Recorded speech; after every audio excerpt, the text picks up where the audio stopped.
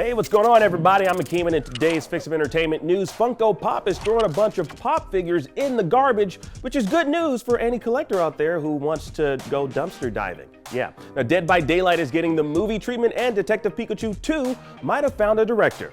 Let's drop it.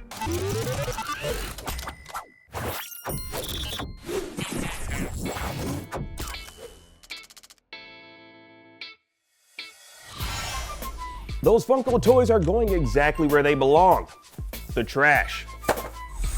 Funko's sending close to $30 million worth of those big-headed, soulless-looking figures to the landfill due to stock remaining unsold, taking up space in its warehouse. Now, the company's best option apparently was to throw it all out. In an earnings call, Funko the Pop Man himself said, quote, inventory at year-end totaled $246.4 million, an increase of 48% compared to a year ago. This includes inventory that the company intends to eliminate in the first half of 2023 to reduce fulfillment costs by managing inventory levels to align with the operating capacity of our distribution center.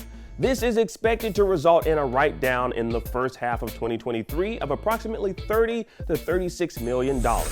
I don't understand any of that. Anyways, this shouldn't come as a surprise. The company has been shoveling these movie and TV themed Funko Pops since 1998.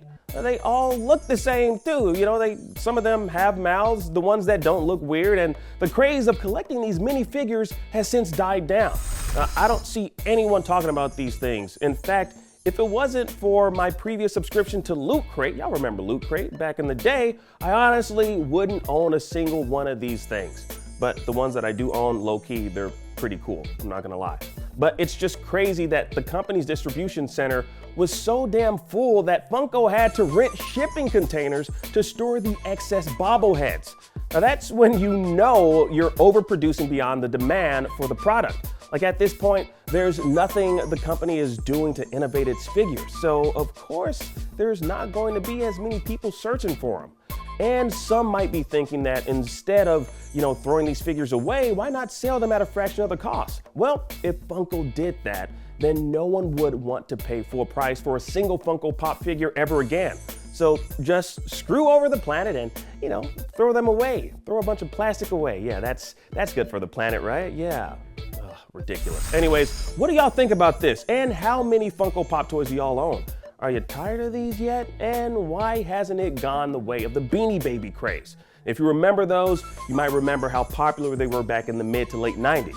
Now they're a dime a dozen, practically worthless. Now let's talk about Funko's waste here in the comment section down below.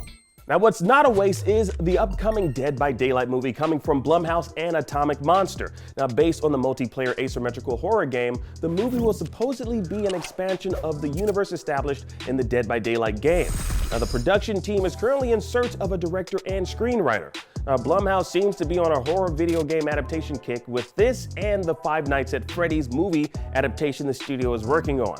Now, the Dead by Daylight video game is a unique franchise which typically has DLC related to iconic horror icons such as Pinhead from Hellraiser or Leatherface from the Texas Chainsaw Massacre franchise. Now, Blumhouse will obviously run into licensing issues with those particular characters, so probably safe to stick with the original Dead by Daylight villains. Exciting news for fans of the horror game.